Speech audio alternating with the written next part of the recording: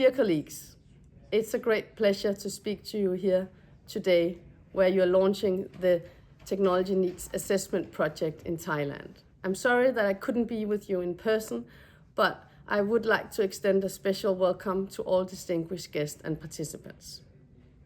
Today we're here to launch the Technology Needs Assessment Project in Thailand. It comes at a very crucial time as countries prepare to submit the next round of nationally determined contributions, the NDCs, under the UNFCCC.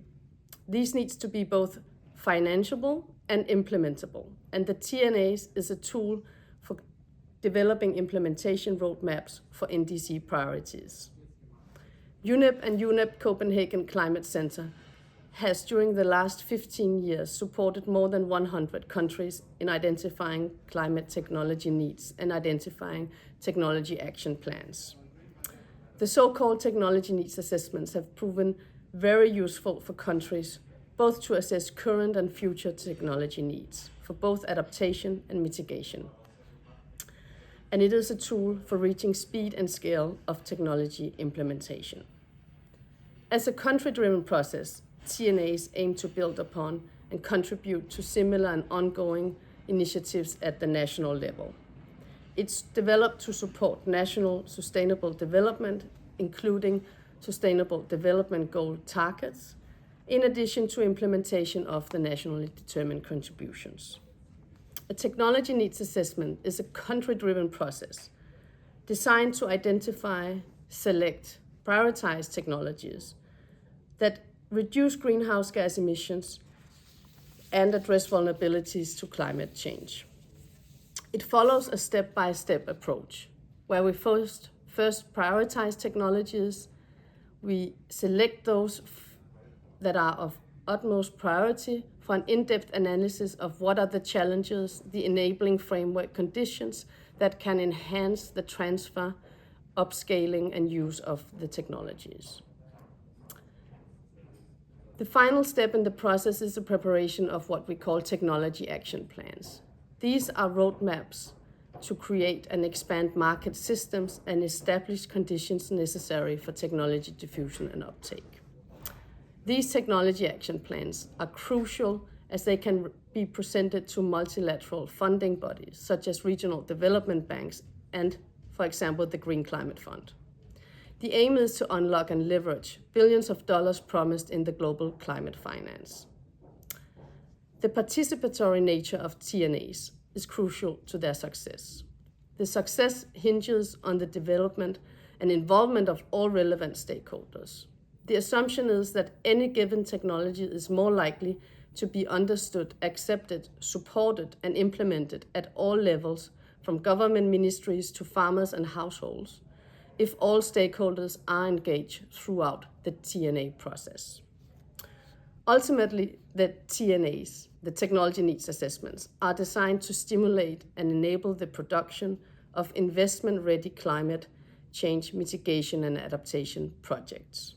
In reality, this is how technology transfer takes place, through public and private investments, and also either replace or upgrade existing technologies with cleaner and more climate-resilient alternatives. Alternatively, technology transfer can occur through investments in new infrastructure or efforts to stimulate behavioral changes that reduce emissions and enhance resilience.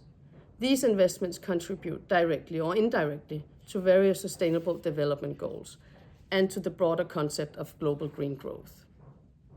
To achieve this broad vision, it's necessary to combine resources, both technical and financial, at global and local levels. It requires sublime coordination and dedicated focal persons, including national TNA working groups and stakeholders.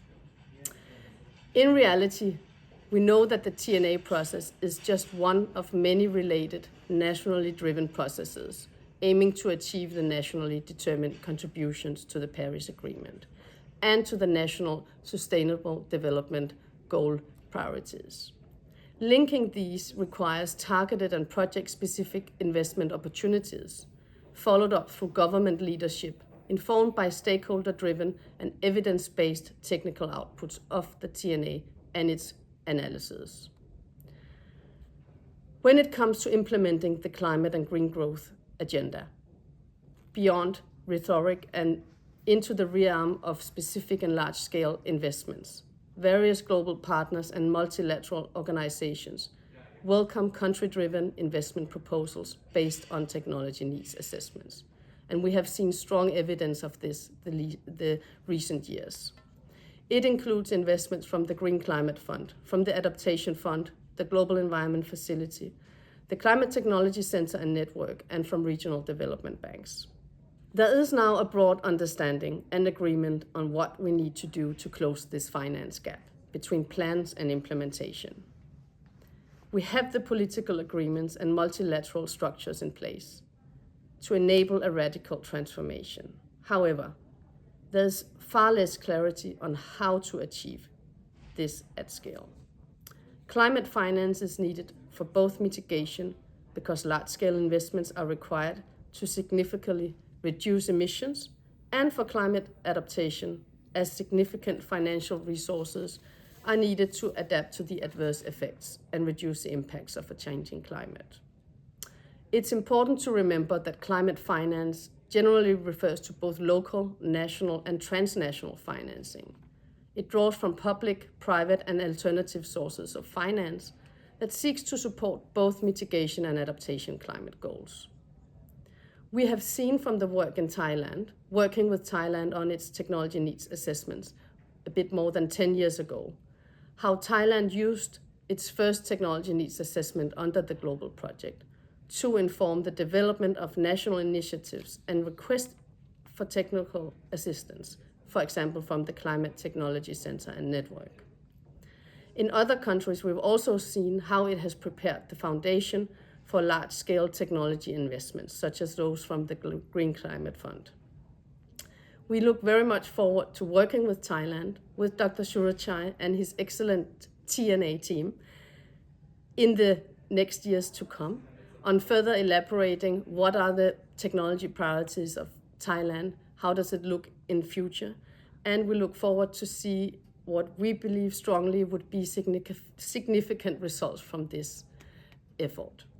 I wish you all a productive technology needs assessment workshop. Thank you.